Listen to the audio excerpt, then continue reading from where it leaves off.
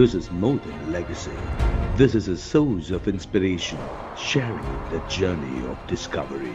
PSN College of Engineering and Technology. இப்போது இது குறித்து பேசுவதற்காக நமது இணைப்பில் எழுத்தாளர் திருமிகு அருணன் அவர்கள் இருக்கிறார். சார் வணக்கம். வணக்கம் சார், கீழடி அகழாய்வோட ஆய்வறிக்கை மத்திய அரசுக்கு அனுப்பப்பட்டிருக்கு. மத்திய அரசு அதுல சில திருத்தங்கள் மேற்கொள்ளும்படி திருப்பி அனுப்பியிருக்காங்க. இது என்ன மாதிரியான ஒரு போக்கு அப்படின்னு புரிஞ்சுக்கலாம்? உங்களோட முதற்கட்ட பார்வை. அதாவது அகழாய்வு செய்தவங்க தொல்லியல் நிபுணர் கீழடியில், மதுரை கீழடியில், அவங்களுடைய ஆய்வறிக்கையை வெளியிட வேண்டியது ஒன்றிய அரசினுடைய தொல்லியல் துறையினுடைய கடமை.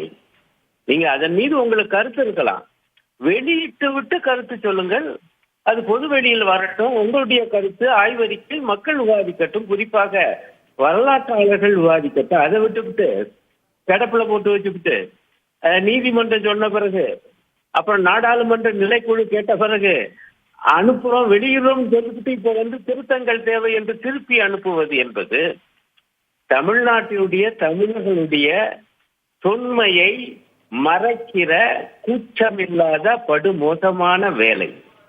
இதை மோடி அரசு செய்கிறது.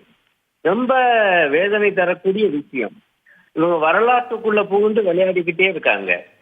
இவங்களுடைய கற்பிதங்கள் புராணங்களை அப்படியே வரலாறுன்னு சொல்லுவாங்க. அது விவாதிக்கலாம். ஆனால் வரலாறை மறைக்கிற வேலை, வெளிப்பட்ட சரித்திரத்தை ஒதுக்குகிற வேலையை தொல்லியல் துறையே, ஒன்றிய அரசின் தொல்லியல் துறையே செய்யலாமா? இதனுடைய காரணம் என்று எனக்கு படுவது, தமிழர்கள் என்பவர்கள் தனித்துவமான பண்பாட்டையும் வரலாறையும் கொண்ட ஒரு தேசிய இனம். இந்த உண்மை கீழடி அகழாய்வில் வெளிப்பட்டிருக்கிறது. இது RSS பரிவாரத்துக்கு பிடிக்கல.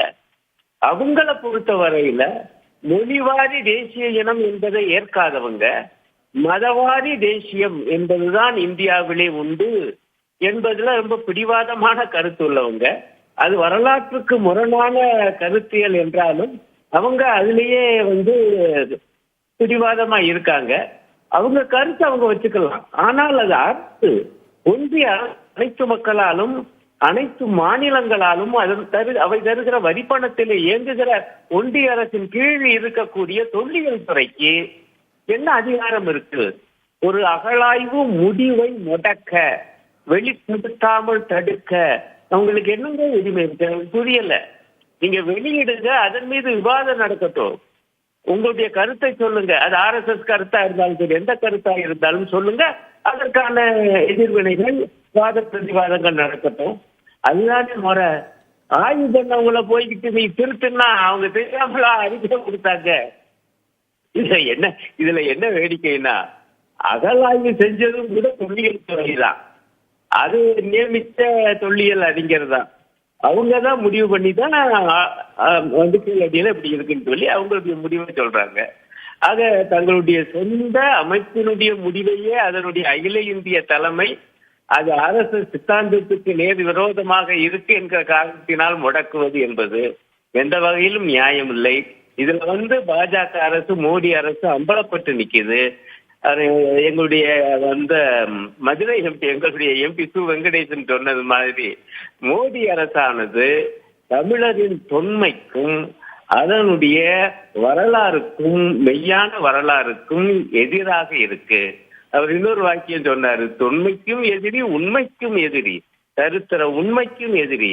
அந்த மாதிரி மத்திய அரசோட இந்த நடவடிக்கை கொஞ்சமும் நியாயம் இல்லாதது அப்படிங்கிற உள்ளிட்ட உங்களோட கருத்தை இணைப்பில் தெரிவித்ததற்கு நன்றி sir. This is more than legacy.